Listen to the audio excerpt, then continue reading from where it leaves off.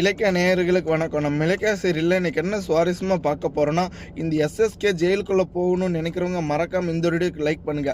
ஏன்னா இந்த எஸ்எஸ்கே வந்துட்டு திருந்தணும்னு ஆசைப்பட்டாங்க.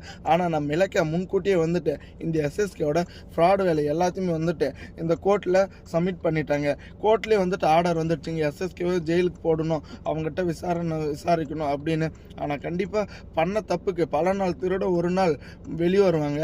இந்த எஸ்எஸ்கே இவ்வளோ நாளாக வந்துட்டு திட்டம் போட்டு எல்லாருமே வந்துட்டு சோதிச்சுட்டு இருந்தாங்க. ஆனால் இப்போ வந்துட்டு கையும் காலமாக மாட்டினது மட்டும் இல்லாமல் இப்போ கௌதம் தான் வந்துட்டு என்னுடைய புள்ள அப்படின்ற உண்மை தெரிஞ்சுட்டு ஒன்றுமே பண்ண முடியாமல் ரொம்பவே தவிக்க போகிறாங்க. அதே சமயம் இவ்வளோ நாளாக வந்துட்டு நம்ம ரேவதிக்கு பண்ண துரோகத்துக்கு கண்டிப்பாக வந்துட்டு பதில் சொல்லியே தீரணுங்க. ஏன்னா நம்ம இலக்கியா இருந்துக்கிட்டு எல்லா உண்மையுமே போட்டு பொடியாக வச்சுட்டாங்க. ஒரு பக்கம் வந்துட்டு இந்த தக்ஷசினுக்கு பயங்கர ஷாக்கு.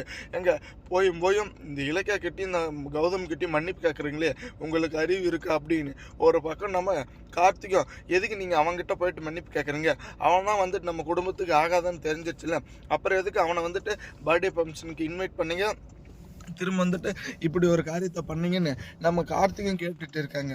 ஆனால் இப்போ கையங்காலமாக சிக்கனது நம்ம எஸ்எஸ்கே தான் அப்படின்ற உண்மை வந்துட்டு அவங்க யாருக்குமே தெரியாதுங்க. இந்த எஸ்எஸ்கேவோட மொத்தம் வந்துட்டு எல்லா உண்மையுமே வந்துட்டு இப்போ வெளியே வந்ததும் பயங்கரமான ஒரு யோசனையில் இருக்காங்க. அவசரப்பட்டு நம்ம வந்துட்டு கௌதமை பகைச்சிக்கிட்டோமே, கௌதம் என் புள்ளன்றதை விட கௌதமை பகைச்சிக்காமல் இருந்திருந்தா ரொம்பவே சந்தோஷமாக இருக்கும். இப்போ இந்த ஒரு பர்த்டே ஃபங்க்ஷனில் எல்லாரும் மத்தியில் அவமானப்படுறது மட்டும் இல்லாமல் இப்போ கண்டிப்பாக இதுக்கான எவிடன்ஸுக்கான மொத்த ஜெயில் தண்டனை கொடுத்தா நம்ம எஸ்எஸ்கே ரொம்பவே கஷ்டப்பட போகிறாங்க. ஏன்னா ஒரு கட்டத்தில் கார்த்திக் வந்துட்டு கடத்தல் மட்டும் இல்லாமல் லீகலாக வந்துட்டு இப்போ வரைக்கும் வந்துட்டு இந்த நாகு உள்ளே இருக்கான். அவனுக்கான முடிவை வந்துட்டு கண்டிப்பாக இந்த ஜட்ஜம்மா தாங்க சொல்லணும். தேங்க்ஸ் ஃபார் வாட்சிங். இலக்கிய நேயர்களுக்கு மறக்காமல் உங்கள் கருத்துக்களை கமெண்ட் பண்ணுங்கள். தேங்க்ஸ் ஃபார் வாட்சிங்.